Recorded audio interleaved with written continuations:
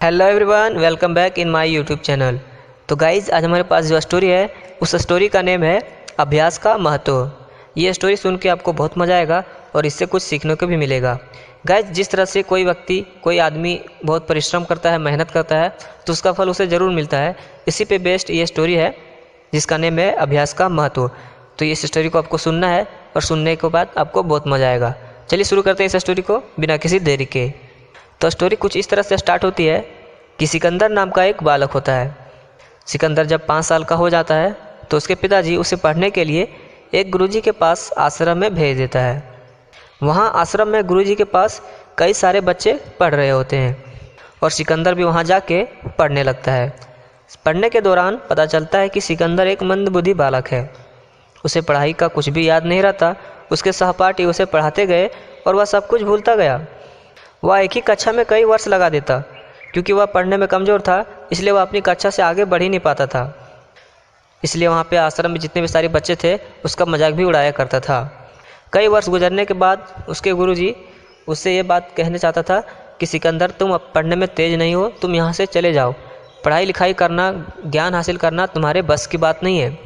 लेकिन उसके गुरुजी उसे यह बात कैसे कहता। गुरुजी उसे पढ़ाने के लिए बहुत कोशिश किया, अलग से क्लास भी ली, उनकी अलग से शिक्षा दिया, लेकिन वह सिकंदर नहीं पढ़ पाया। तो एक दिन ऐसा समय आया जब उसके गुरुजी ने कहा कि देखो सिकंदर, ज्ञान हासिल करना तुम्हारे बस की बात नहीं है। तुम बेकार में समय व्यर्थ कर रहे हो। देखो मैंने तुम्हें कितनी पढ़ाने की कोशिश की, परंतु कोई फ़ायदा नहीं हुआ। तुम मेरी बात मानो, तुम यहाँ से चले जाओ, अपने घर चले जाओ, अपने पिताजी के पास काम में हाथ बढ़ाओ, अपने पिताजी की मदद करो। गुरुजी के बात सुनने तथा समझने के बाद सिकंदर ने सोचा कि गुरुजी मेरे भले के लिए कह रहा है, और वह अगली सुबह आश्रम से निकल पड़ते हैं घर जाने के लिए।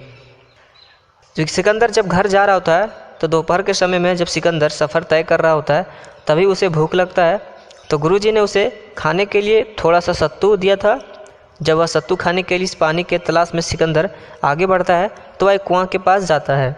वहाँ वह देखता है कि कुएं से बार बार पानी बाहर निकालने के कारण मुलायम सी रस्सी ने पत्थर को जगह जगह पर गड्ढा कर दिया है। तो सिकंदर ने सोचा कि अगर एक मुलायम रस्सी एक पत्थर को बार बार खींचने से काट सकती है एक पत्थर को, तो मैं एक मंदबुद्धि बालक मेहनत करने से ज्ञान को क्यों नहीं हासिल कर सकता।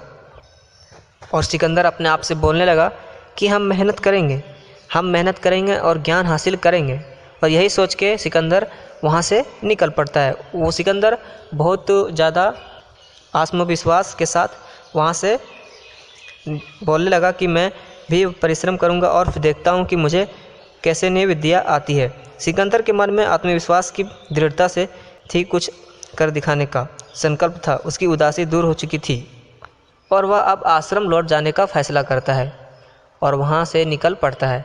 और शाम होने से पहले आश्रम में गुरुजी के पास पहुँच जाता है। आश्रम पहुँचते हुए गुरुजी के कदमों पर झुककर कहता है कि गुरुजी, अब मैं समझ गया हूँ, मेरी आंखें खुल गई है। अब मैं पूरी सच्ची लगन से मेहनत करूँगा और ज्ञान हासिल करने की कोशिश करूँगा। यह सुनकर गुरुजी के मन पिघल जाता है और सिकंदर को पढ़ने का एक और मौका देता है। अब सच में सिकंदर सच्ची लगन से पढ़ने लगा। जल्दी रात को देर तक पढ़ता और सुबह जल्दी उठकर कसरत करने के बाद तुरंत पढ़ने लगता। समय जरा सा भी व्यर्थ नहीं करता और अब सिकंदर की गिनती तेज़ तरह छात्रों में होने लगी और यही सिकंदर आगे चल के एक महान विद्वान भी बना। तो गाइज, इससे हमें यह सीखने को मिलती है कि अगर आप ये सोचें कि हम ये करना चाहते हैं तो आप कर सकते हैं। आप यह ना सोचें कि ये काम मेरे लिए मुश्किल है। आप यह ना सोचें कि ये काम हम नहीं कर सकते। आप कर सकते हैं अगर उस काम को आप सच्ची लगन से करें तो। मेहनत करने वालों की कभी हार नहीं होती, कोशिश करने वालों की कभी हार नहीं होती है। मेहनत कीजिए, आपको ज़रूर सफलता मिलेगी। चलिए गाइस, मिलते हैं अगले वीडियो में, तब तक के लिए बाय।